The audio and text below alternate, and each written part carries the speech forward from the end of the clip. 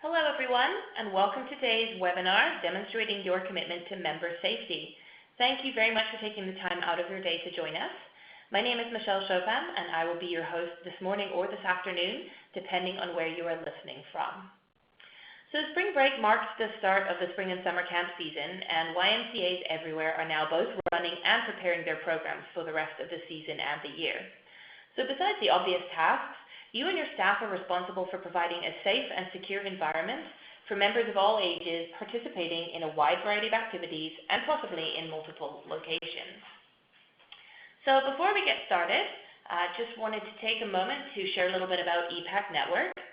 So Ymcas is an online emergency network free for families and individuals that provides them with a single emergency record to safely and securely store key health and emergency contact information online. This information can be shared with organizations such as a local YMCA that uses the system to collect and manage information previously collected on paper, so things like medical information, waivers, and consents. So I'd like to take this time to introduce my co-host today, Matt Webb, who is Ymcas Director of Sales and Channel Development. Thanks for joining me, Matt. No problem. Thanks, Michelle. Nice to meet everyone as well. Just a bit of background on myself. As Michelle had mentioned there, I manage our direct sales and channel management team, and I've been with Ymcas for about 3 years. And a random fun fact about myself here, I've owned a total of 7 cars in my adult life, and I like to say it's not because I break them, it's more so chalking it up to bad luck, we'll say. That's interesting, and perhaps sticking to the bus is a good idea. So, as I mentioned before, my name is Michelle. I'm the marketing manager here at Ymcas. I joined the team in 2016, and part of my passion about being here is that I just love creating various marketing content that supports our users in all of their emergency preparedness efforts, whether it's at work, at home, to do with schools or their children. It's a really important thing for me. And to follow on from that, my fun fact is some of you may have noticed my last name. That's actually my little claim to fame. I am related to the composer Chopin, and I've actually played the piano since I was 8 years old, and do still have my first piano at home. So that's my little fun piece for the day. And if you'd like to chat with me at any point, you can actually find and follow Ymcas Network on Twitter. The handle is on your screen now if you are on social during this webinar session. So moving on, just a couple of housekeeping items for you all. So this webinar is being recorded, and everybody will be receiving a copy of that recording following today's session. Audio for today should be coming through your computer or your laptop speakers, so make sure that they are turned on and turned up. If at any point throughout today's webinar you have a question, we highly encourage you to ask. So you can use the chat in the bottom left-hand corner of your screen, and we'll get to any questions that you might have at the end of the session. We've set aside some time for you all. And if you're posting to social, again, reach us at Ymcas Network on Twitter, and be sure to use our hashtag, which is YMCA Safety. And finally, we'd love your feedback. You'll see a short survey right at the end of the webinar. It'll take you maybe a couple of minutes to fill out, just a couple of questions and comments. And we'd appreciate you taking the time just so we can continue to bring you relevant content in the future, and it provides us with great feedback as presenters as well. So getting right into things, participant safety is important to your organization, whether you're hosting camps, managing various programs, or providing things like childcare. So after today's session, we hope you'll take away these 2 key elements. So obviously your best practices to keeping safety top of mind in everything that you do when it comes to working with your members and families, and the challenges that are common to YMCAs in North America. So we'll go through a few of those shortly. So every organization has its own way of ensuring safety for participants, and we've put together some general best practices to consider as you not only prepare for your coming programs and your seasons, but also during them as well. So our first best practice is being prepared for any activity. There are going to be a number of activities that your members will participate in throughout the season and throughout the year. So it's really important to identify the safety requirements that are unique to each activity. So for example, if you're taking members out on field trips, making sure that you have access to crucial medical and contact information, and making sure that you have medication or health equipment that's particular to those individuals before you're leaving, so extra EpiPens or medication. If you are hosting a hiking program or an event, know where you're going. That's pretty much a first rule of thumb for any hiker. And then also making sure that you've got the necessary gear with you as well. So things like a compass, food and water, a simplified first aid kit so you can perform first aid if you need to.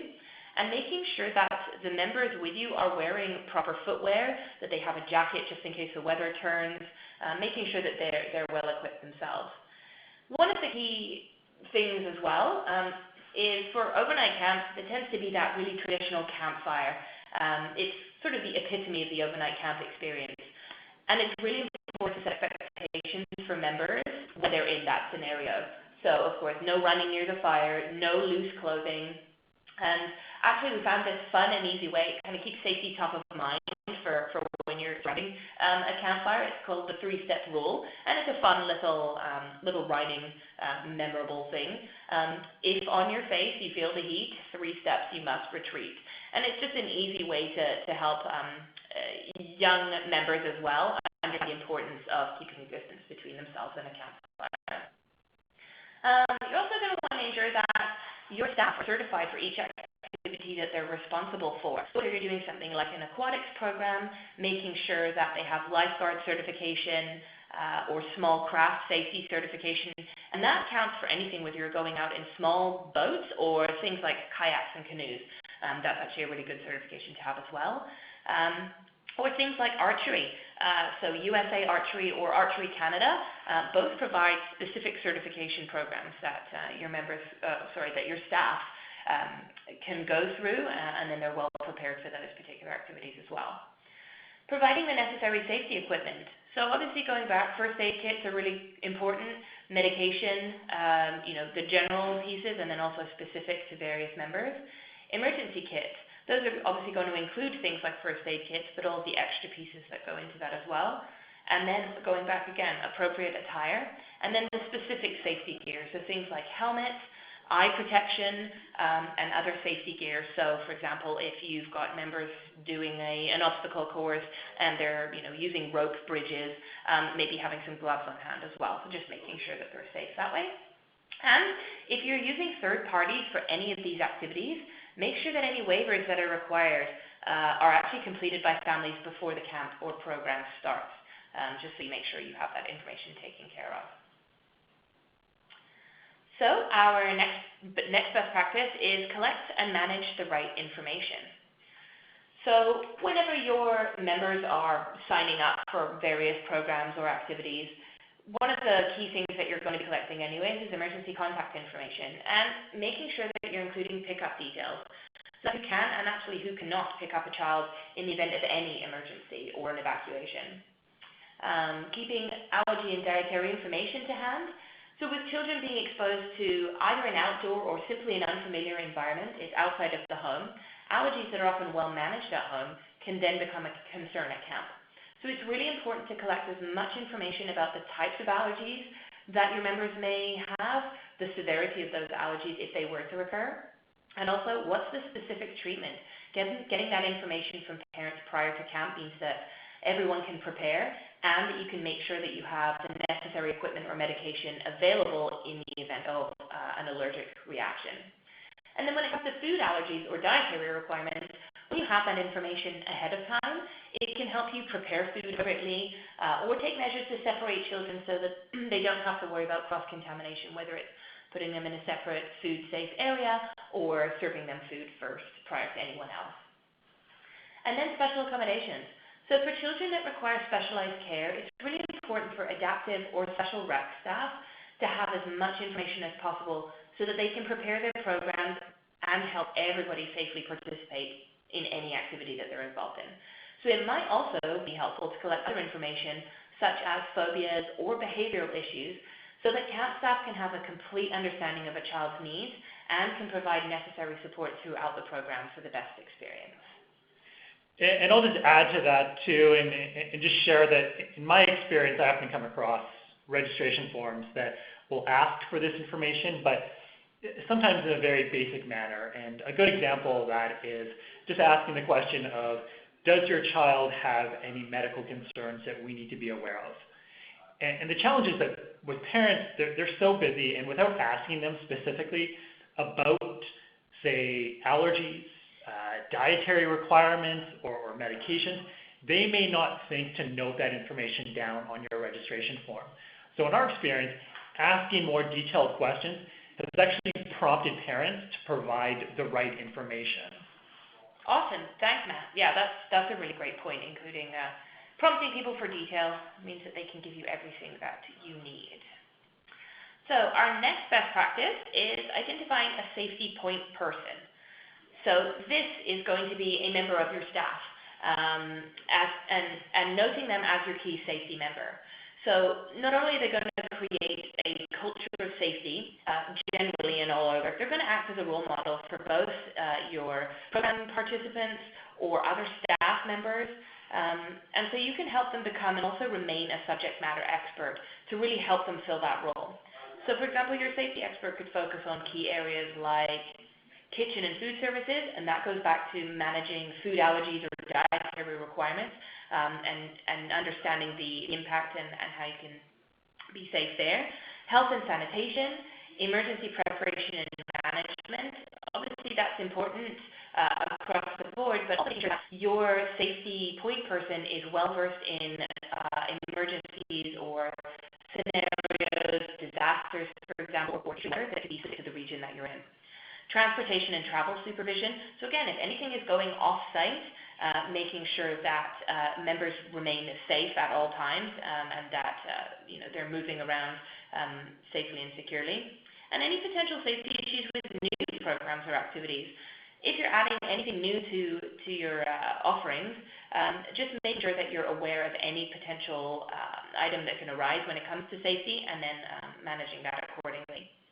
And you might even want to consider helping your safety person get certified. So there are a number of safety programs and certifications, so you can find those pretty much easily online for your region so that you know that your staff are well certified in your particular area. And also let other staff know that this individual is a single point of contact or resource for any safety-related questions, if they have any concerns about what they might do, any situations that have arisen and they've not been too sure or they feel that they could have done better, or any ideas for improving safety. Keeping that top of mind is an opportunity to constantly improve and move forward. So moving on to our next. Make or review your emergency plan.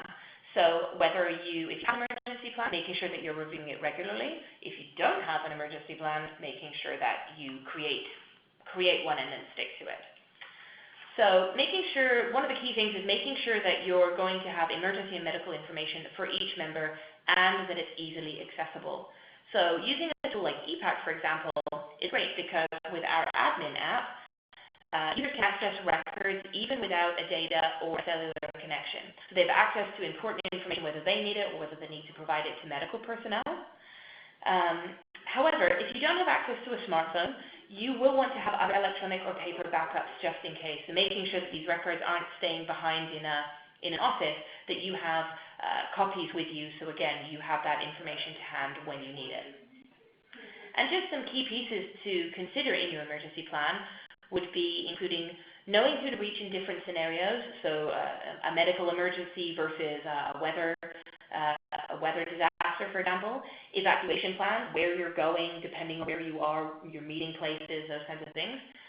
Routes to the nearest medical center, that might be the case depending on if you're off-site and the nearest medical center is potentially closer than your main building, then knowing that information is great to provide quick service. And then also risks in the region.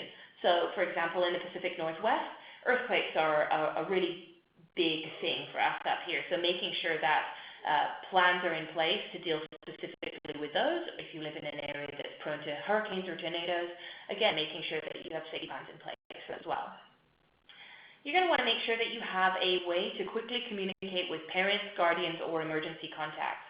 So if you rely on phone calls and a phone tree, you could have to call several people for each member before you reach someone. So this is a really really important opportunity to test your emergency and communication plan regularly. This will help you identify gaps and also find solutions before you have to use it in a real emergency. And of course, practice. You're probably going to want to have at least one practice before your summer camp program starts, and try to do so regularly throughout the year and the season as well. And try to run different scenarios. So, for example, an injury or an incoming hurricane, things that you can practice for. The more practice, the better with those as well.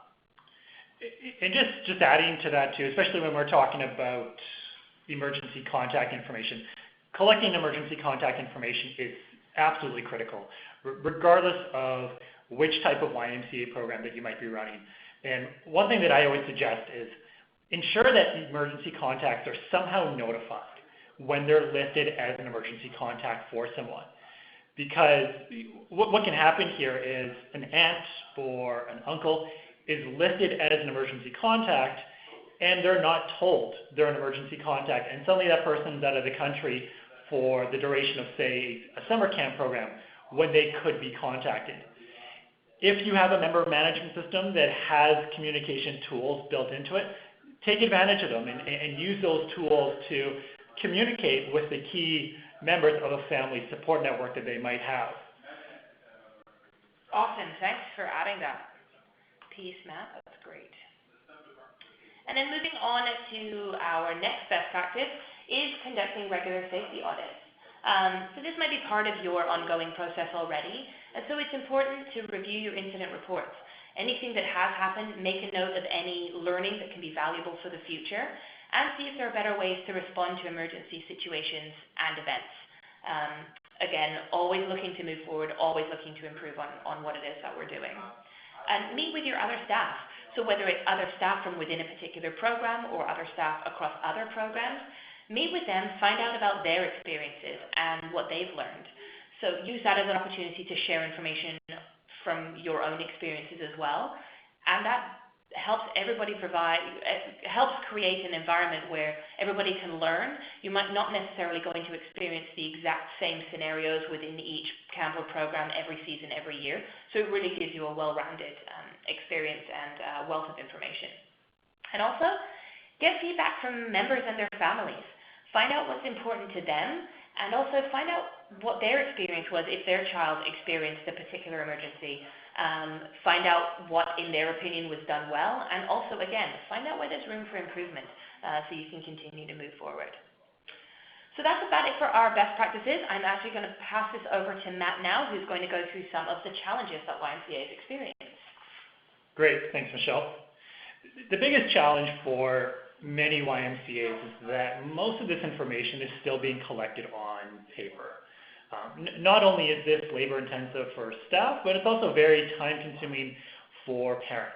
And I'm sure we probably have a few parents on today's webinar that can relate to that pain of having to fill out yet another paper form.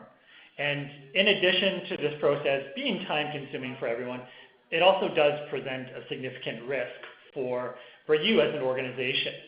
If, let's say, one of the staff or kids in a group had required immediate medical attention, the last thing you want to do is delay any sort of emergency response time because you're busy searching for their medical history or an emergency contact phone number in a stack of paper forms.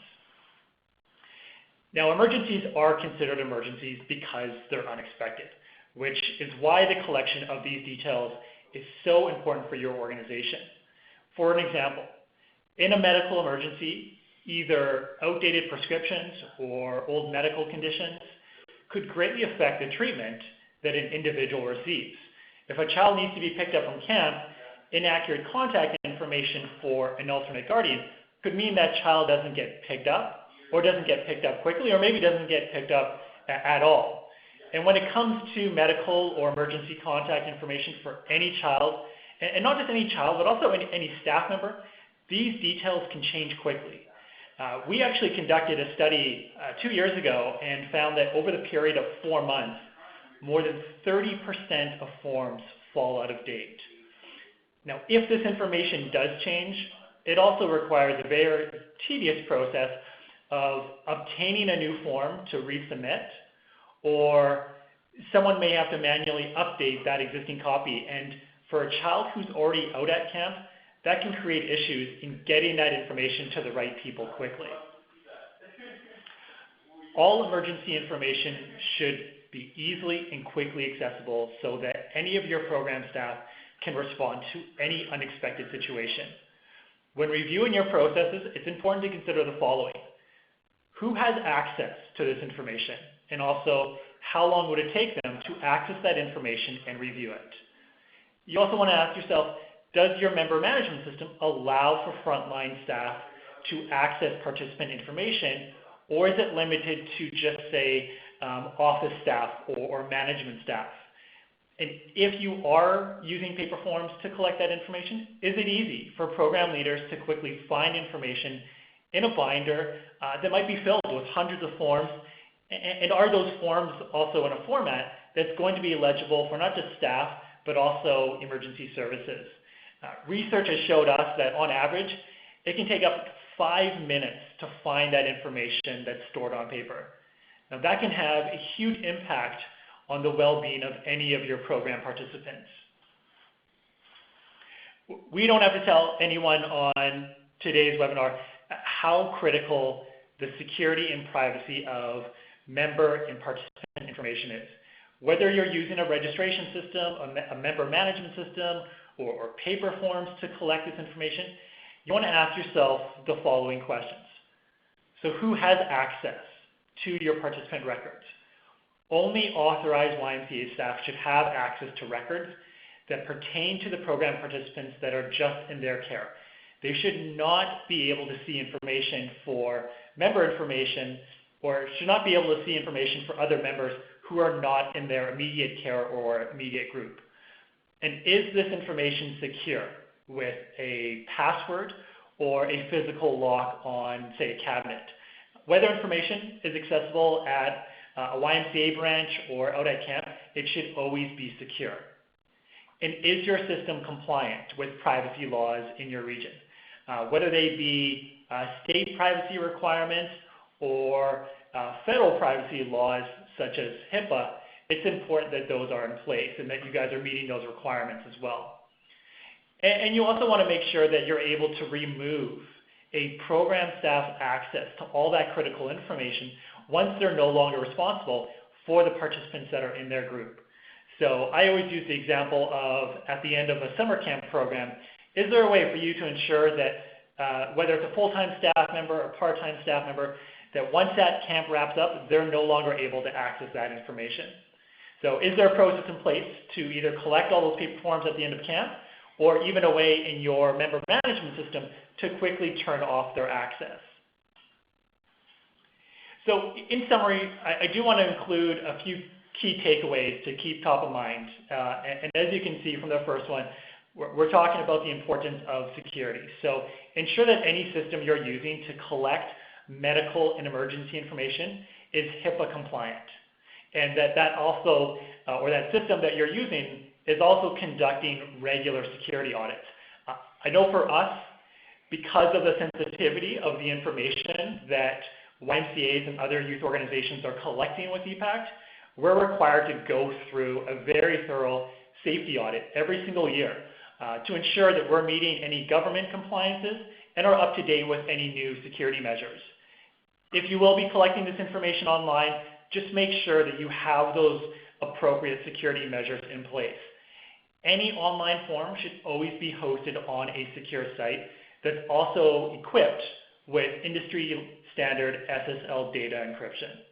And what that does is it ensures that any data that's being passed between your systems and your family's computers or members' computers, that data will be encrypted. And make sure that information is being kept up to date. Be sure that prior to the start of any YMCA program, that you and your staff are accessing the most up-to-date information. One way to help out with this is to send an email out to all the parents prior to the start of a program, just asking them to notify you of any changes to their child's information.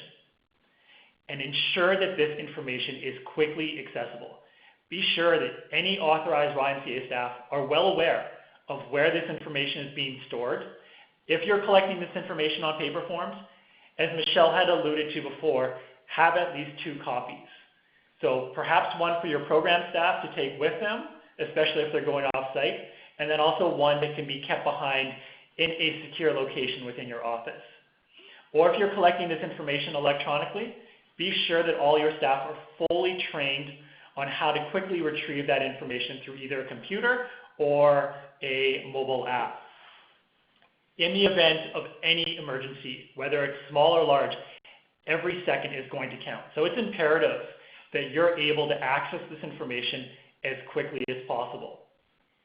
So these would just be some of the most common challenges that we've heard from some of our existing customers and other YMCAs that we speak with on a regular basis. So now what I'm going to do is hand it back to Michelle to kick off a little Q&A. Thanks for all that great information, Matt. So as I mentioned, that's about it for our main content today. We do have a couple of minutes, so I'm just going to grab one question, and then if any others come in, I'll leave the webinar open for a little bit if you do have other questions, and we'll be sure to get those following today's session. So the one we have here is, who would you suggest appointing as a safety point person? Is this a director of a particular program? Is this an office manager? To answer that, it really doesn't necessarily have to be any one person in particular holding a particular role within your organization. It should really be someone who's familiar with all of the different types of programs or camps or activities that your YMCA is hosting, so that they can take safety needs into account at all times, and they are aware of the challenges of hosting programs and activities in different locations as well, and any common safety concerns that they might run into. So it's really somebody with a wealth of that information, or who might be a great candidate for having that much information to hand.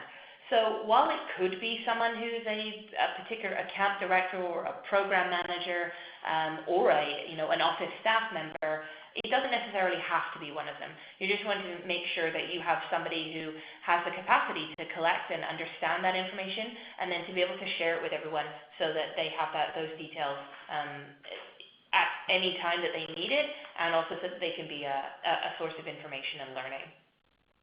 So we just want to be, as I said, cognizant of time.